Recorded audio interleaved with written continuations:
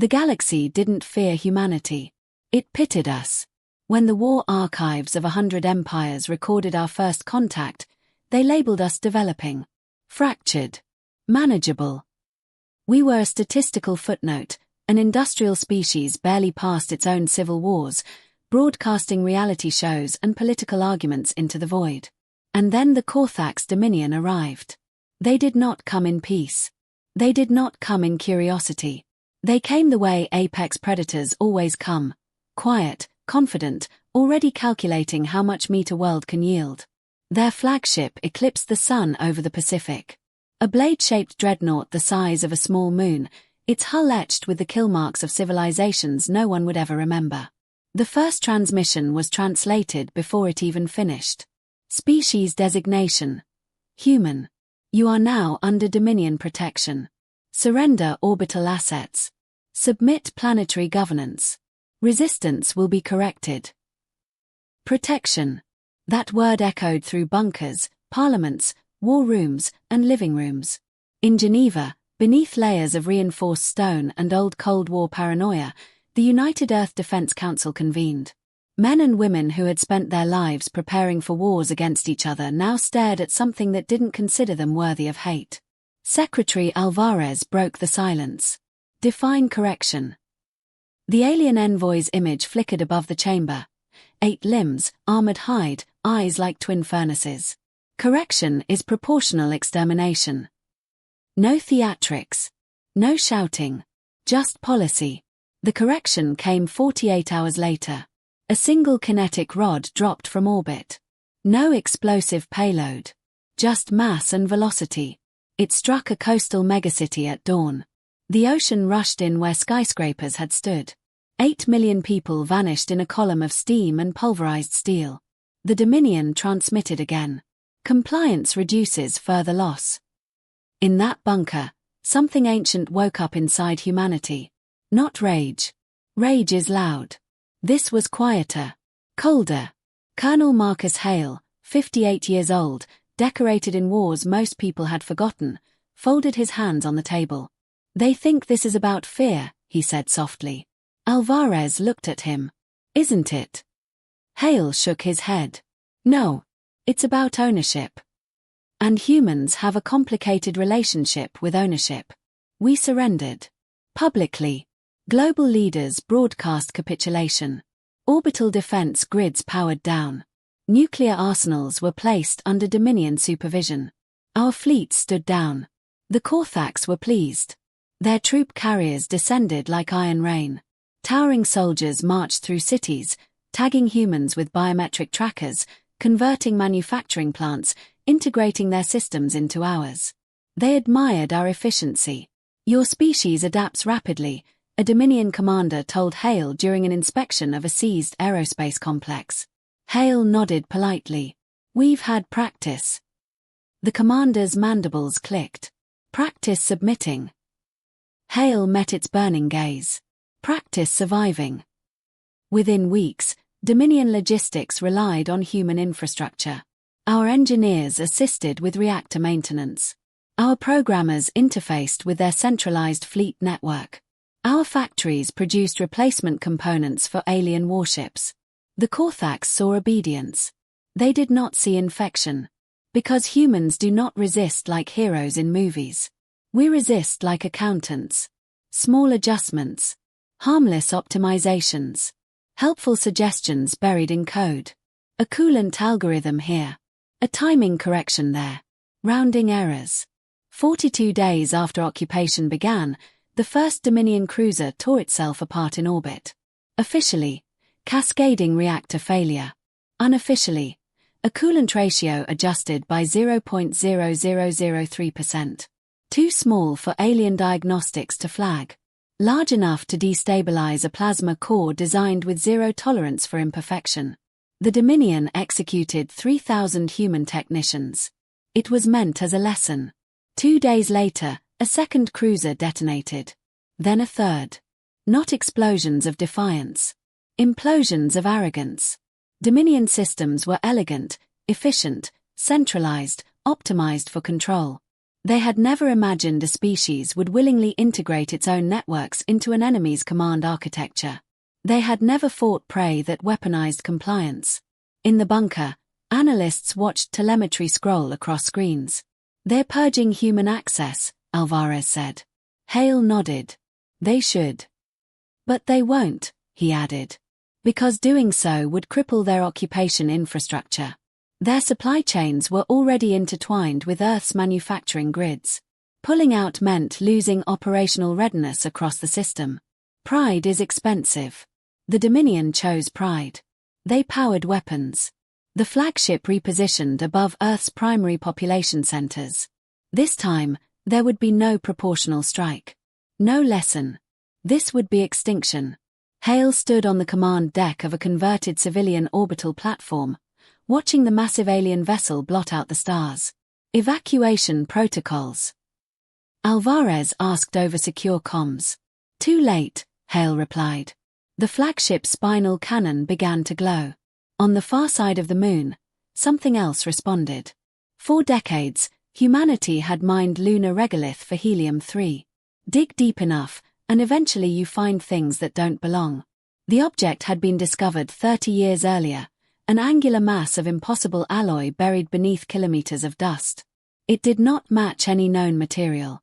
It did not emit standard radiation. It simply existed. Governments had buried the discovery under classification layers so thick they might as well have been geological strata. Reverse engineering had been slow, careful, terrified. Because the object wasn't a ship. It wasn't a station. It was something else. When the Dominion flagship charged its weapon, the lunar artifact pulsed for the first time in recorded history.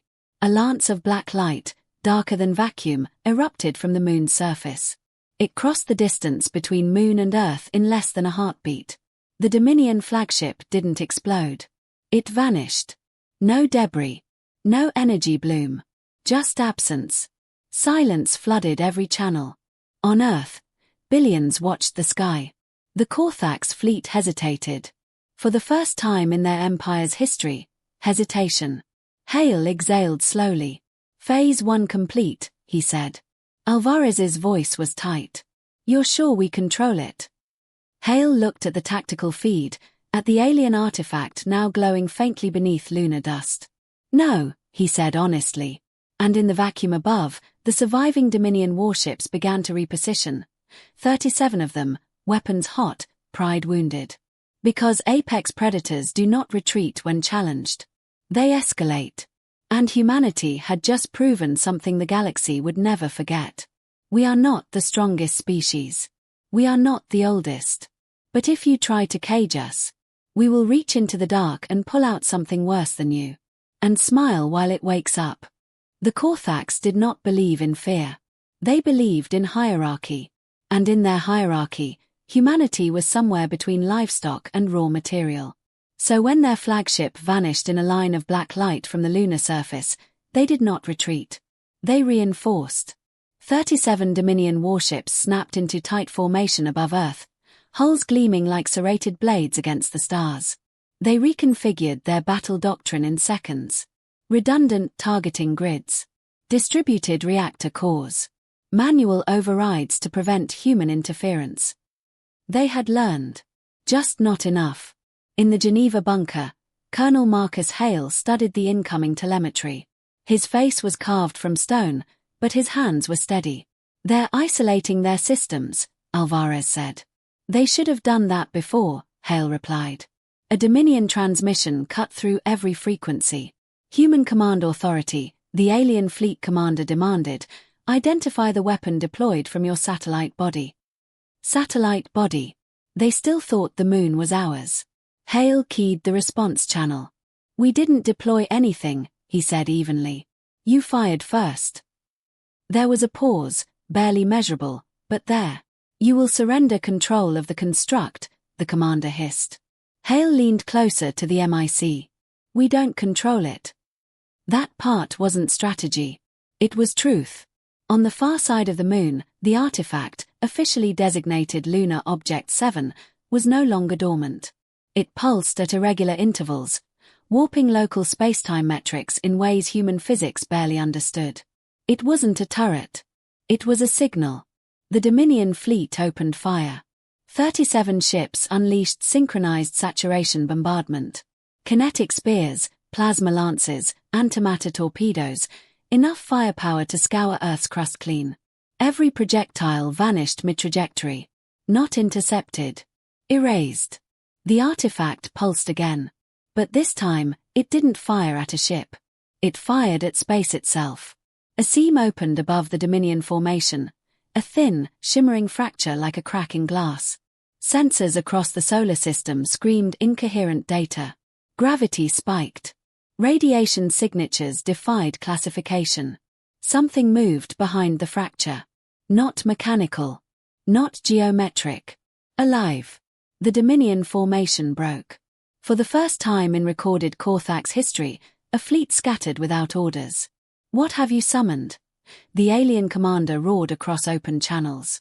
Hale stared at the tactical display. "We didn't summon it," he muttered. "We woke it." The fracture widened. What emerged was not a vessel but a presence, a vast, coiling distortion in space that fed on energy gradients. It ignored Earth entirely. It went for the brightest signatures in range. The Dominion fleet. The first warship didn't explode. Its warp core dimmed, then vanished. The hull collapsed inward as if crushed by invisible jaws. No debris. No plasma flare. Just absence. Panic flooded alien communications. Ships attempted emergency folds. Some succeeded. Most did not. The entity moved without propulsion, without inertia, flowing between ships like a tide drawn to nuclear suns. Another cruiser blinked out. Then a battleship. On Earth, silence fell across command centers. This was not a weapon. It was a predator. And humanity had just pointed it toward a buffet. Alvarez's voice shook for the first time. "Can we stop it?" Hale didn't answer immediately. Because 30 years earlier, when helium-3 miners had drilled too deep and found impossible alloy beneath lunar regolith, the first theory wasn't superweapon. It was containment. The structure wasn't designed to attack outward. It was designed to hold something in. And the Dominion bombardment had destabilized its confinement field. "We can't stop it," Hale said finally. "But maybe we can steer it." The surviving Dominion commander transmitted again, this time without arrogance. "Human authority, cease this attack. We will withdraw." Hale almost laughed. Withdraw. 8 million dead. Cities drowned. Executions in the streets. And now they wanted to withdraw. "You called it correction," Hale replied coldly. "Consider this proportional." Another ship vanished mid-sentence. The entity pulsed, probing, tasting. Then something changed. It turned slightly. Toward Earth. Every power plant on the planet shut down in under 60 seconds. Humanity went dark. Satellites powered off. Communications throttled to bare minimum. Fusion reactors idled. Cities dimmed to candlelight and battery reserves. We made ourselves small. The Dominion ships still burning bright in orbit were not so subtle. The entity surged toward them again. Hale exhaled. "We're not prey," he murmured. "We're bait."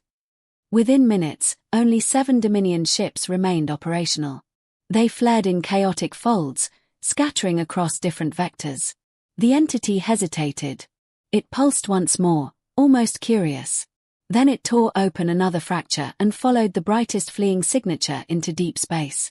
And just like that, the solar system was quiet. Wreckage drifted where a fleet had once stood. On Earth, power grids flickered back online cautiously. Alvarez stared at the casualty estimates, alien losses mounting into the millions. "We just unleashed something that hunts empires," she said. Hale nodded. "They were hunting us. But this thing won't stop with them." He looked at the stars. "Neither will we." Because the Dominion wasn't dead. It was wounded. And wounded predators are the most dangerous kind. Already, long-range sensors picked up Dominion signals spreading through neighboring sectors. Warnings, emergency mobilizations, calls for total war. Humanity had not just resisted. We had humiliated an apex species in front of the galaxy. And humiliation demands retaliation. Hale turned to the assembled commanders. Begin integration of captured Dominion tech, he ordered. Salvage everything. Reverse engineer faster. One admiral hesitated. Sir, what if that entity comes back? Hale's lips curled into a humorless smile. It will. He stepped closer to the viewport, staring at the moon, at the scar where the artifact had awakened. And next time, he said quietly, we won't just point it. The galaxy had believed humanity soft. Divided. Consumable. Now 30 warships were gone, devoured by something older than empires. And every surviving Dominion commander knew one terrible truth. Earth was no longer a farm world. It was a trap. And the species that built it. We weren't the strongest. We weren't the oldest. But we were the only ones insane enough to weaponize a cosmic horror. And call it strategy. News of the slaughter spread faster than light. The surviving fragments of the Corthax Dominion didn't just transmit tactical updates, they screamed warnings across their empire. Entire sectors went to military lockdown. Border fortresses activated doomsday protocols. Fleets that had once swaggered through lesser civilizations now clustered defensively around core worlds like nervous herd animals. For the first time in their recorded history, the Dominion wasn't expanding. It was fortifying. And that alone sent shockwaves through the galaxy. On Earth, the mood was different. Not celebration. Calculation. Colonel Marcus Hale stood in the Geneva bunker again, but the room had changed. Dominion consoles were integrated into human command networks. Alien holographic displays hovered beside Earth-made screens. Reverse-engineered plasma capacitors powered defensive grids in orbit.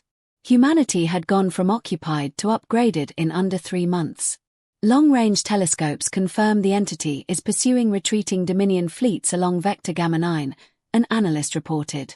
Multiple energy spikes consistent with consumption. No one liked that word. Consumption. Alvarez folded her arms. So it's hunting them. Yes, And ignoring us. For now.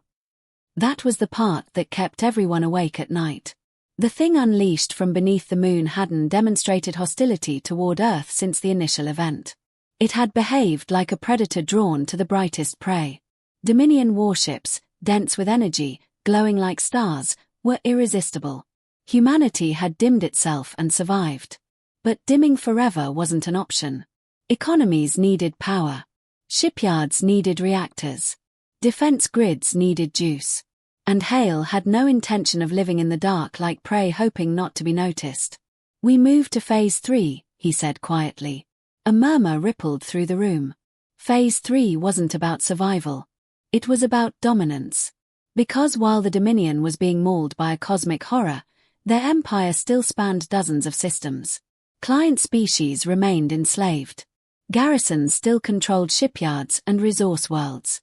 Power vacuums don't stay empty. They attract competitors. And humanity had just earned a reputation no one else in the spiral arm could claim. We were the species that had blooded the Corthax. Even if we'd done it with someone else's teeth. The first human expeditionary fleet slipped beyond the solar system under minimal emissions. Hybrid vessels built from salvaged Dominion hulls and human improvisation. Ugly ships. Functional ships. Dangerous ships.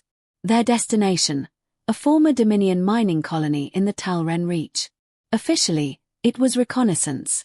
Unofficially, it was a test. When the fleet dropped from fold space above the colony world, they found chaos. Dominion overseers were gone, abandoned in the rush to reinforce core systems.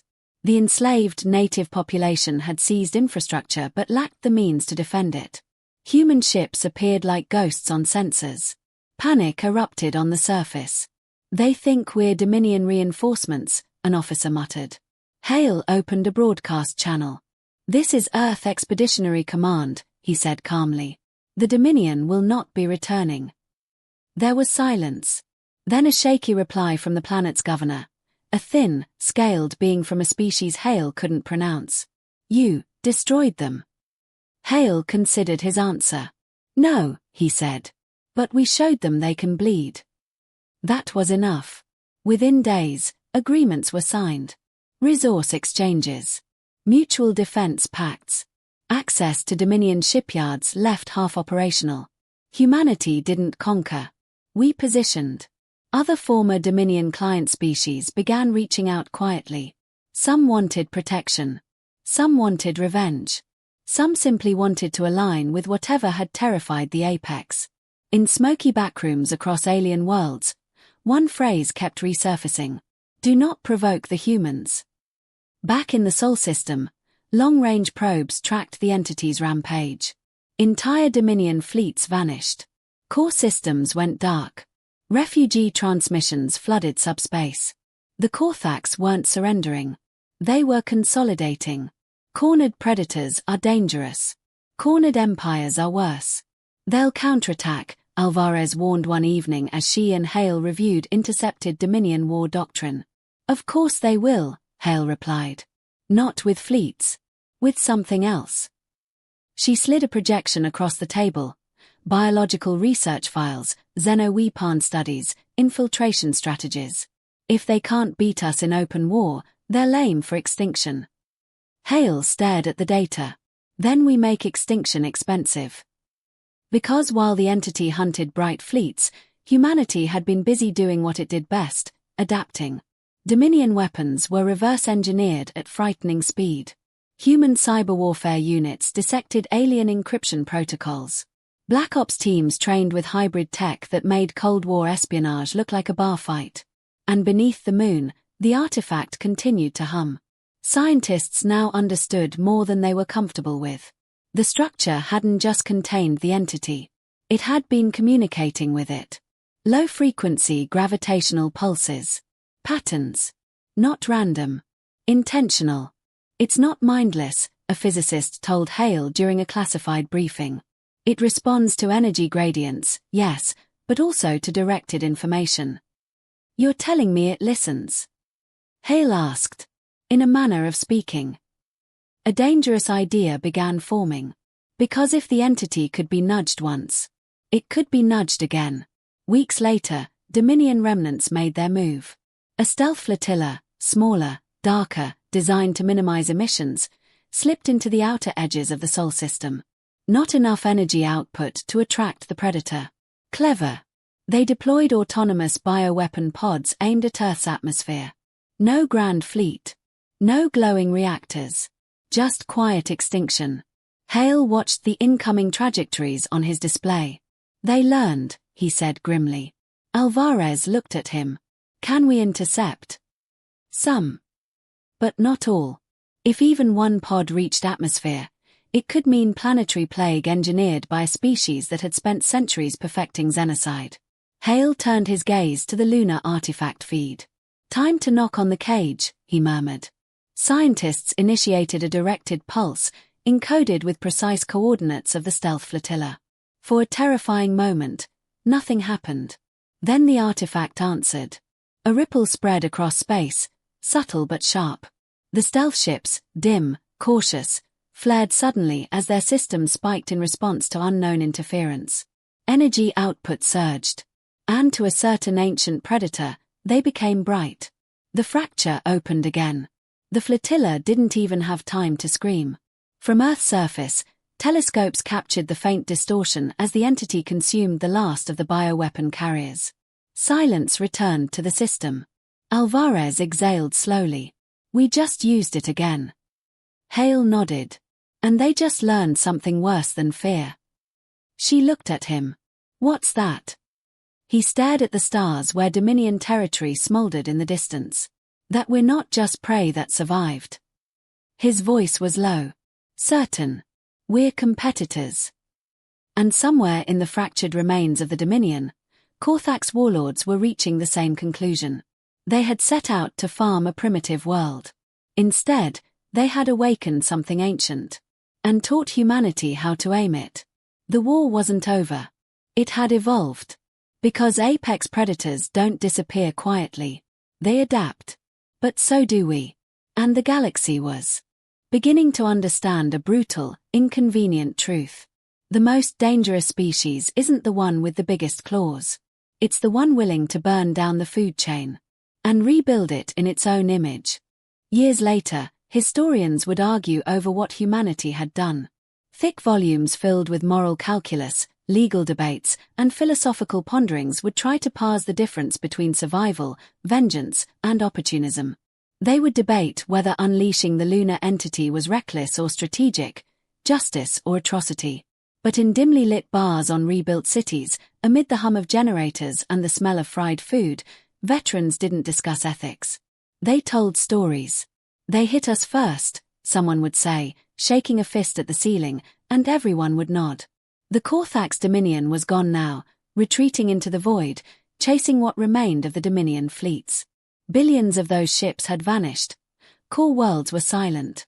Entire sectors that had once cowered under Korthax rule were liberated. And in the vacuum, humanity expanded, not by conquest, not with terror, but with terrifying credibility. Every empire, every species, every fledgling civilization took note. Earth was not just a planet. It was a chessboard, and we had the first move. Colonel Marcus Hale walked the streets of a rebuilt coastal city, one that had once been obliterated by the first Dominion strike. Children ran through rubble-turned playground, oblivious to the shadows of war that had passed over their heads. Beside him, Secretary Alvarez observed quietly. "Do you regret it?" she asked. Hale paused, watching a group of kids throw a ball into the sky, laughing. "Regret?" he said. "I regret we were right." He looked to the stars, still scarred from battles, still littered with the echoes of vanished fleets. Somewhere out there, the entity hunted. Somewhere beyond that, other empires watched and learned. Let them. Because humanity had proven one thing beyond dispute. We were not the strongest. We were not the oldest. We were not the most advanced. But if pushed into a corner, if underestimated, if treated like prey, we did not simply survive. We adapted. We weaponized the impossible. We turned predators into bait. We burned the jungle down. And then we sold tickets to watch it burn. The galaxy had sought an ultimate predator. It found something far worse. It found humanity. Quiet, patient, and infinitely cunning. Species enough to rewrite the rules, redraw the lines, and laugh while everyone else discovered they had miscalculated. Because that is the truth the Dominion would carry to their graves. You never underestimate what survives everything and then smiles. And that is how the humans became the apex predator of the galaxy.